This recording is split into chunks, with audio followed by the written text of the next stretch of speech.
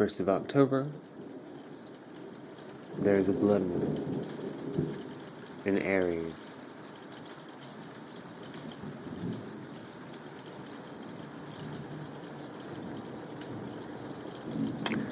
The color of the day is green, although the day is almost done. So, that being the case, I think I'm going to try reading Frankenstein. I've never read it before, but I've had a love affair with the character ever since I was very little. So,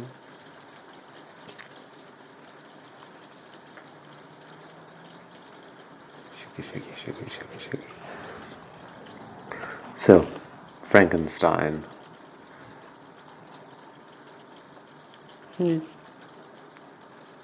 Chapter 1. I am by birth a Genovese, and my family is one of the most distinguished of that republic. My ancestors had been for many years counselors and syndics,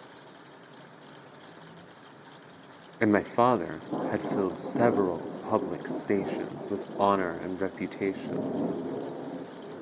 He was respected by all who knew him for his integrity and his indefatigable attention to public business. He passed his younger days perpetually occupied by the affairs of his country. A variety of circumstances had prevented his marrying early, nor was it until the decline of his life that he became a husband and the father of the family. As the circumstances of his marriage illustrate his character, I cannot refrain from relating to them. One of the most intimate friends of his was a merchant who, from a flourishing state, fell, through numerous mischances, into poverty. This man, whose name was Beaufort, was of a proud and unbending disposition, and could not bear to live in poverty and oblivion in the same country where he had formerly been distinguished for his rank and magnificence. Having paid his debts, therefore, in the most honorable manner, he retreated with his daughter to the town of Lucerne, where he lived unknown in his wretchedness. My father loved Beaufort with the truest friendship, and was deeply grieved by his retreat into these unfortunate circumstances. He bitterly deplored the false pride which led his friend into a conduct so little worthy of the affection that united them. He lost no time in endeavoring to seek him out, with the hope of persuading him to begin the world again through his credit and assistance.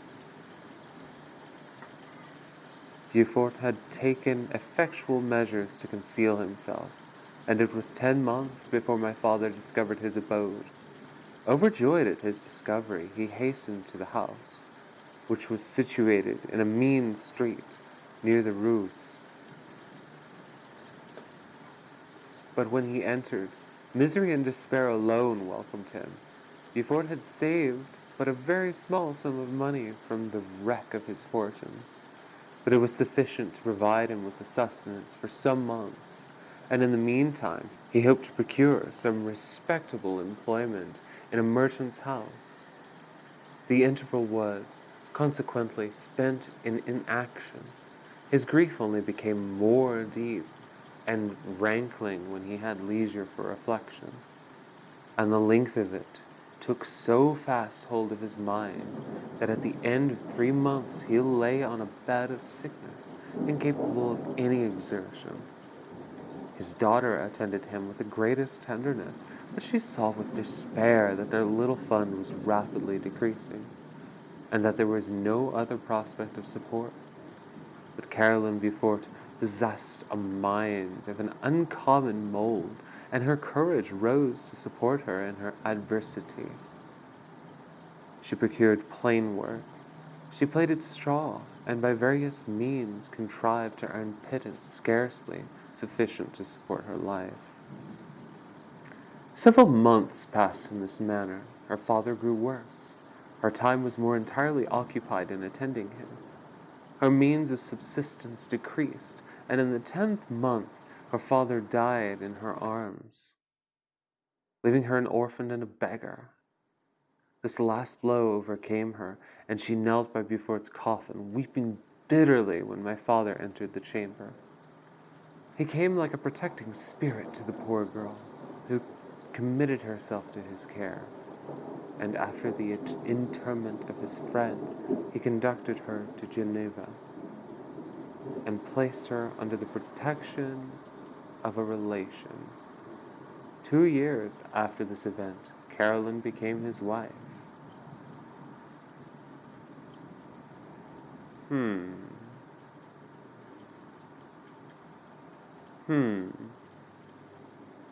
Interesting.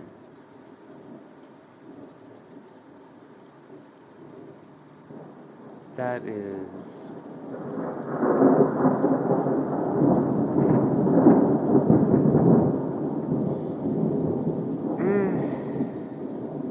It was a different time, right? That's what it is. It was just a different time. There was a considerable difference between the ages of my parents. Yeah, no shit. But this circumstance seemed to unite them only closer in bonds of devoted affection. There was a sense of justice in my father's upright mind, which rendered it necessary that he should approve highly, to love strongly. Perhaps during former years he had suffered from the late discovered unworthiness of one beloved, and so was disposed to set a greater value on tried worth. There was a show of gratitude and worship to his attachment to my mother, differing wholly from the doting fondness of age, for it was inspired by reverence for her virtues and a desire to be the means of, in some degree, recompensing for her sorrows that she had endured, but which gave inexpressible grace to his behavior to her. Everything was made to yield to her wishes and to her convenience. He strove to shelter her as a fair exotic is sheltered by the gardener from every rougher wind, and to surround her with all that he could tend to excite pleasurable emotion in her soft and benevolent mind. Her health, and even the tranquility of her hitherto constant spirit, had been shaken by what she had gone through.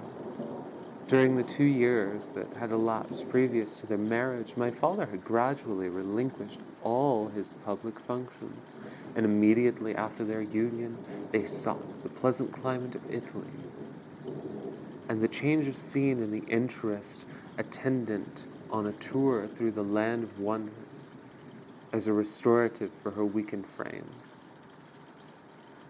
From Italy they visited Germany and France. I, their eldest child, was born in Naples, and as an infant accompanied them in their rambles. I remained for several years their only child.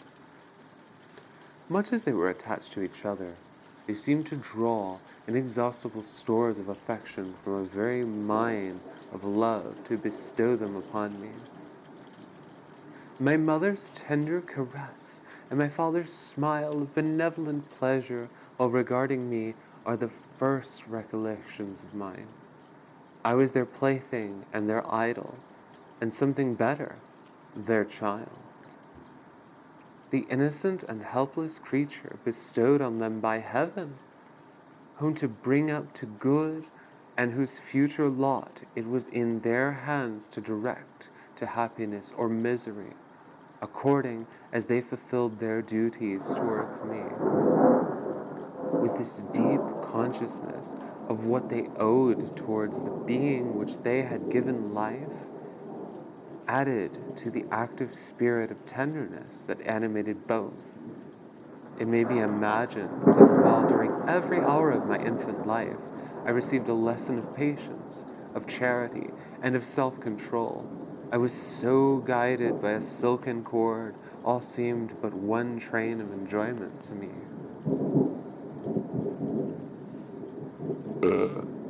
Must be nice. For a long time, I was their only care. My mother had much desire to have a daughter, but I continued their single offspring. When I was about 5 years old, while making an excursion beyond the frontiers of Italy, they passed a week on the shores of the Lake of Como. Their benevolent disposition often made them enter the cottages of the poor. This, to my mother, was more than a duty, it was a necessity, a passion. Remembering what she had suffered and how she had been relieved, for her to act in turn the guardian angel to the afflicted.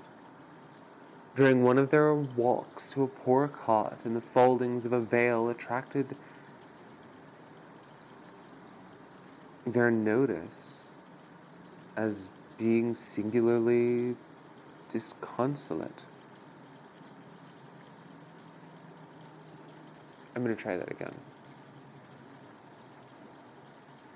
During one of their walks, a poor cot in the foldings of a veil attracted their notice as being singularly disconsolate, while a number of half-clothed children gathered about it spoke of penury and its worst shape. One day, when my father had gone by himself to Milan, my mother, accompanied by me, visited this abode. She found a peasant and his wife, hard-working, bent down by care and labor, distributing a scanty meal to 5 hungry babes. Among these there was one which attracted my mother far above all the rest. She appeared of a different stock. The 4 others were dark-eyed, hardy little vagrants. This child was thin, very fair. Her hair was the brightest living gold, and despite the poverty of clothing, seemed to set a crown of distinction on her head. Her brow was clear and ample, her blue eyes cloudless, her lips the molding of her face so expressive of sensibility and sweetness that none could behold her without looking on her as of a distinct species, a being heaven sent and bearing a celestial stamp in all her features. Of course, right, because I guess at the time people thought that the fairer your features, the cooler you were. I have a different opinion. But we shall continue. The peasant woman, perceiving that my mother fixed eyes of wonder and admiration on this lovely child, eagerly communicated her history. She was not her child, but the daughter of a Milanese nobleman. Her mother was a German and had died on giving her birth. The infant had been placed with these good people to nurse. They were better off then. They had not long been married, and their eldest child was but just born. The father of their charge was one of those Italians nursed in the memory of the antique glory of Italy, one among the Schiavi Ungor Reggimenti, who exerted himself to obtain the liberty of his country. He became the victim of its weakness. Whether he had died or still lingered in the dungeons of Austria was not known. His property was confiscated, his child became an orphan and a beggar. She continued with her foster parents and bloomed in their rude abode, fairer than a garden rose among dark-leaved brambles. I like brambles, especially the dark-leaved ones. But we'll continue. When my father returned from Milan, he found playing with me in the hall of our villa a child fairer than a pictured cherub, a creature who seemed to shed radiance from her looks, and whose form and motions were lighter than the chamois of the hills. The apparition was soon explained. With his permission, my mother prevailed on her rustic guardians to yield their charge to her. They were fond of the sweet orphan. Her presence had seemed a blessing to them, but it would be unfair to her to keep her in poverty and want when Providence afforded her such powerful protection. They consulted their village priest, and the result was that Elizabeth Lavenza became the inmate of my parents' house. My more than sister, the beautiful and adored companion in all of my occupations and my pleasures, I'm sure. Everyone loved Elizabeth. The passionate and almost reverential attachment with which all regarded her became, while I shared it, my pride and my delight. On the evening previous to her being brought to my home, my mother had said playfully, "I have a pretty present for you, my Victor. Tomorrow he shall have it." And when, on the morrow, she presented Elizabeth to me as her promised gift, I, with childish seriousness, interpreted her words literally, and looked upon Elizabeth as mine to protect, love, and cherish. All praises bestowed on her I received as made to a possession of my own. We called each other familiarly by the name of cousin. No word, no expression could body forth the kind of relation in which she stood to me, my more than sister. Since death, she was to be mine only.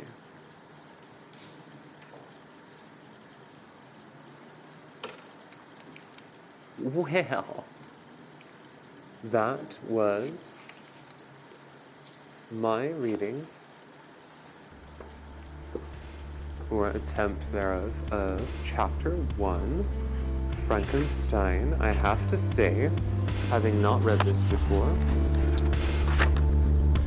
that shit's kind of hard to read.